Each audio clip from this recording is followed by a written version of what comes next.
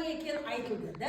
Официально тіркеліп Қазақстанда жұмыс жасап отыр головной офис Алматы, Шевченко 90. 5 ел, міне 3 жыл болған жоқ әлі, 5 ел қосылды. Қазақстан бастап отыр. Россия, Қырғызстан, Өзбекистан, Қытай. 5 ел осы өнімдерді алып. Енді қараңыз, 3 жылдығын біздер Бішкекте тойлаймыз. 2 жылдығын Өзбекистанда тойладық. Братала официально открытие Өзбекистанда болды, да? Ал қазір 3 жылдығын Бішкекте тойлаймыз, соған уже билет алмады. Енді бұл жерде тіркелу 5 пакет бар бізде. 5 пакет, да? Қайсымен болса да тіркеліп орын алуға болады. Бірақ бизнес керек болса, мен осы жерден табыс табайын деп едім деген ойласаңыз, мына пакеттен бастап орын алуыңыз керек. Бүгін соңғы күн 180 мен келген адам тек қана Атырау үшін 180 мен келген адамның атағын 360-ға өсіп береді.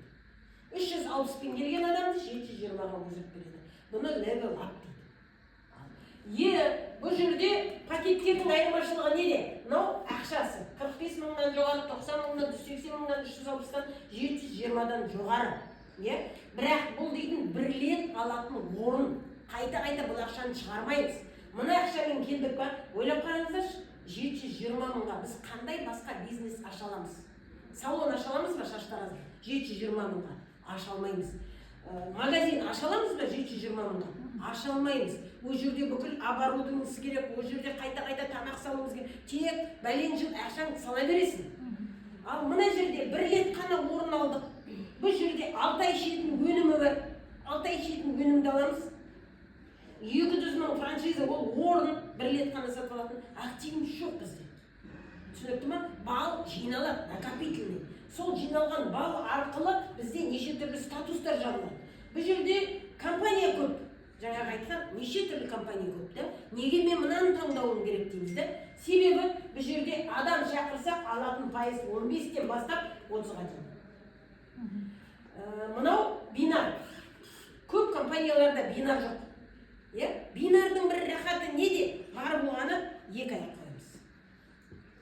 Сіз өзіңіз келіп, бұл жерде шешім қабылдап келіп, 2 адамға бұл мүмкіншілікті түсіндіретін болсаңыз, 2 адамға айтып кететін болса, бұл уже бір қыраған бизнес болады.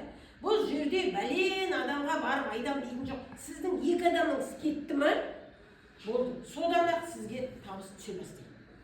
Мына жерде мысалы мына үлкен пакетпен айтайын. Максимуммен келіп 720 мың ақшаңыз шықты ғой. Өнім алдыңыз ғой. Бірақ сіздің шақырған 2 адамыңыз ол да 720 мен келсе, сізге 30% түсетін табыс 108 мың теңге ақша түседі. Бір адамнан 108 мың теңге ақша, екінші адамнан түседі. Сосын бинар бар. Бинар аптаның аяғында түседі. Мынау собойда түседі, мынау аптаның аяғында түседі. Аптаның аяғында 2 адам 720 мен тұрған үшін сіздің астыңызда компания сізге 20% бен 54 мың бинар береді. Итого, сіз келіп 2 адамды мына пакетпен шақырған үшін 288 мың теңге ақша аласыз. Бір аптада шығарған ақшаңыз бар. Түсінікті ма? Ол бізге бонус болып түседі. Ол біздің кабинетте бонус болып тұрады. Ол бонусты обналичить ете аламыз. Қалай обналичить етеміз? Оны бір-біріңізге заказға жіберіп, обналичить етіп алуға болады. Я болмаса өзіңіздің жетекшіңізге жіберіп, я болмаса өзіңізде ИП болса, сонымен сіз счеттарыңызбен тіркеліп қойған болсаңыз, сразу счетқа аударып, обналичить етіп алуға болады. Сосын, мына жерде 3-ші табыс бізде матчинг бонус, мына пакеттен басталады, бизнес пакеттен, бірінші поколениядан 15% дегеніміз қалай? Мысалы, Гүлнара ханым келіп, бірінші айтқан адамы мен болды. Менің аптасына табатыным миллион болса, Гүлнара ханымға 15%-ын 150 мың теңгені компания береді. Менің ақшама тиіспейді. О баста осы кісіге шақырып мүмкіншілік көрсеткен үшін де. Ал элитпен келген адамға бірінші, екінші, үшінші поколениядан береді. Ол қалай? Мынау менің адам, мынау оның адам. Мысалы, Гүлнара ханым мына адамды үшінші поколенияны танымайды. Түсінікті ме? Менің адамныкін танымайды ғой. Бірақ 5% береді осы. Мына кісі миллион алатын болса, 50 мың теңге ақша береді. Мына кісі миллион алатын болса, 100 мың теңге ақша береді. Мен миллион алатын болсам, 150 мың теңге ақша береді. Чек от чека деген осы. Ал мына пакетпен неге бір рет келіп орын алған жақсы деп отырмын, жеті ұрпақтан алатын мынандай табыс бар. Ол тіпті сіз бонусыңызды қарап отырсаңыз, кабинетте бәрі отчетливі тұр. Ана нені отчет, мой счет дегенді басатын болсаңыз, кімнен, қанша, қашан, қалай түскен бәрі тұр. Сіздің кабинетке кіріп, сіздің бонусты ешкім алып кете алмайды. Себебі ол жерде жеке логин пароль бар. Оны сізден басқа ешкім білмейді. О баста тіркегенде спонсорыңыз біреуі мүмкін, тек қана сол екі адам біледі. А одан ары қарай табысыңыз көбейгесін, сіз ана нені өзгертіп жіберсеңіз болады, парольді. Болды бітті. Ол кабинетке ешкім кіре алмайды. Біреу кіріп ақшаны алғанда да, ана ақша кімге аударылғаны бәрі көрінеді. Енді мынандай депозит бар бізде. Бұл ешқандай компанияда жоқ. Бұл не деген сөз? Мысалы, сіз аптасына бинардан 150 мың теңге ақша алатын болсаңыз, 150 мың теңгеден жоғары, 150 мың теңгеңізді сізге береді де, соның 15% сізге депозитке жинайды. Депозит 3,5 миллион болғанда сізге табыстайды. Соның бәлейін алды жаңа біздің жетекшілер. Бізде кабинетте тұр, қанша болған бәрі жинақталып жазылып тұр. Депозитінің мынандай, требінің мынандай, кішпінің мынандай, бонусы мынандай деп бәрі отчетливі тұр. Ал енді мынау требін. Қазір сіздердің мүмкіндіктеріңіз бар. Келесі айда, осы март айының аяғына шейін мүмкіндік бар Ханянға бал жинауға. Мен осы компаниямен 2 рет саяхатқа шықтым. Мен Шри-Ланкаға бардым, және де Катарға бардым. Тегін. Ал бұл жерде енді Ханян тұр.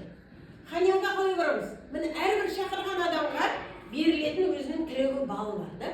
Мысалы сіз мына пакетте тұрсыз, бірақ шақырдыңыз адамды осы пакетпен сізге 10 мың требі береді. Бірақ егер де сіз мына пакетпен тіркелдіңіз, бірақ шақырған адамыңыз мынаумен келді ма, оғанда 10 мың требі береді. Мына 10 мың требі жиналып келгенде 100 болса, Ханянға баратын жолыңыз. Екінші 100 болатын болса, экскурсияңыз. Үшінші 100 проживание. 300 жинайтын болса, ол мысалы үлкен пакетпен 10 адам ғой. Ал міне апта сайын мен 30 адамға мүмкіншілікті айтам, күніне деп өзіңізге жоспар қойсаңыз, 30 адам дейтін бұлар 30 дейміз ғой, да? Телефон соғып келгенде біздер кейде телефонның бәлен сағат отырып қаламыз ғой.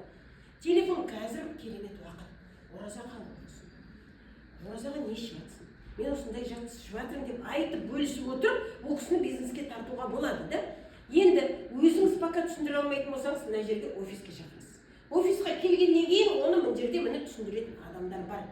Пока сіз өзіңіз түсіндіргенше мына жерде оны түсіндіретін адамдар бар, сіздердің аузыңыз болады. Сосын түсіндіріп, мына пакеттердің барлығын, табыстардың бәрін барып айтып көрсеткенде, әрбір адам өз үшін шешім қабылдайды. Түсінікті ме? Енді